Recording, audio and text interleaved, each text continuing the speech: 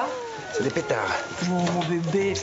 Elisabeth a pris quelle Melville Poupeau et Chiara Mastroianni ont déjà formé un couple dans la vraie vie. Aujourd'hui, ils forment un couple au cinéma dans Un conte de Noël, le dernier film d'Arnaud Desplechin.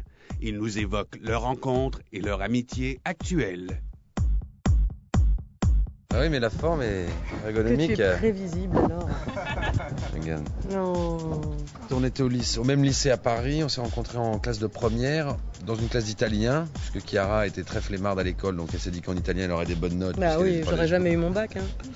Et donc moi je copiais sur elle, j'étais assis à côté. Enfin, je t'ai proposé de copier sur moi. Elle m'a proposé de copier sur elle, on s'est bien entendu, on est sortis ensemble, et bref. Et ensuite, on est toujours restés très copains, très amis, on a beaucoup tourné ensemble de films, et donc ce qui fait que maintenant quand on nous propose de faire un film, des fois c'est frères et sœurs, des fois c'est mari et femme, là pour une fois on a des enfants ensemble et tout ça, donc c'est vrai que c'est une raison de plus des fois pour accepter un film, c'est qu'on sera en confiance et qu'on va prendre du plaisir à jouer ensemble, à se retrouver.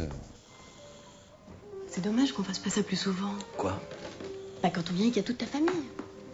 Non mais tu plaisantes. Entre Henri et Elisabeth, j'ai l'impression de me retrouver au milieu d'une guerre tribale.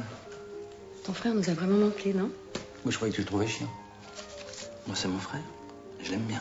Ma mère rêvait que je fasse des études et tout ça. Melville, lui, avait commencé à faire du cinéma à un âge très précoce. Il avait 9 ans, la première fois, 9 ans. Et donc, c'est lui qui me disait, mais écoute, essaye de vivre ce désir que tu as plutôt que de le cacher.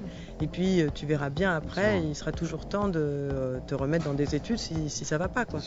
Donc, c'est vrai qu'il m'a beaucoup motivée et il m'a beaucoup aidée à dépasser ma peur, ma timidité, etc.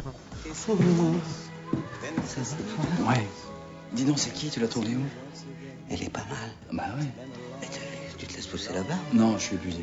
J'ai eu une mauvaise semaine, en plus j'ai appris que je suis pas compatible.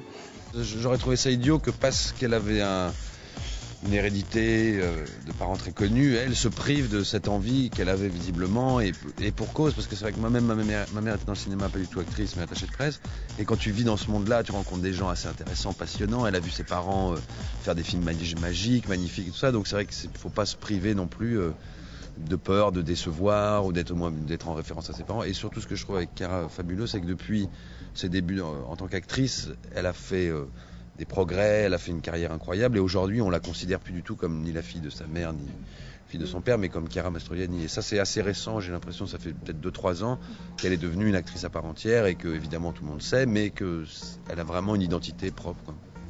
Caroline, la femme actuelle de Guillaume, l'ex-femme de Guillaume, un ami. Ce fer appartient-il à l'un de vous? Oui, on dirait un de mes frères. L'assassin ne vient pas de l'extérieur. Ils sont seuls ou ils sont plusieurs? Il y a quelque chose qui ne me plaît pas. Pourtant, ça a l'air de coller.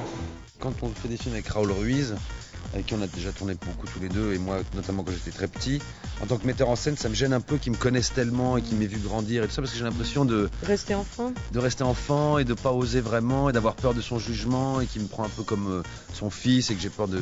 Donc ça, c'est moins agréable. Mais avec des acteurs, oui, surtout que sous la direction d'Arnaud Desplechin, par exemple, qui nous fait complètement partir dans plein de directions, qui nous mélange le cerveau avec des indications et tout ça. Donc au bout d'un moment, on est plutôt ça va aller, allez, on se tient les coudes, on se rassure l'un l'autre.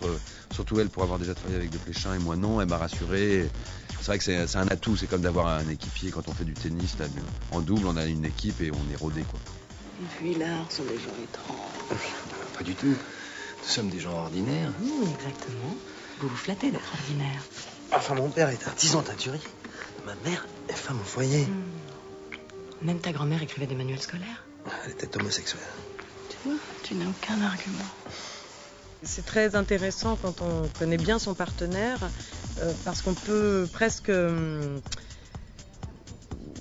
pas deviner, pas anticiper, mais il y a quelque chose, il y a des choses qu'on n'a pas besoin de se dire pour pouvoir les comprendre, et il y a des moments des scènes où on est en groupe, où il faut que les deux se regardent, il y a quelque chose qui fait qu'on a comme des antennes, et qu'on sait à quel moment on va pouvoir se servir l'un de l'autre, etc. Donc moi je trouve que c'est plutôt vraiment un atout. J'ai une bonne nouvelle à vous annoncer. J'ai enfin fait mes analyses, et il se trouve que je suis compatible. Tu vois, chère mère, il n'y a que moi sur qui tu puisses vraiment compter.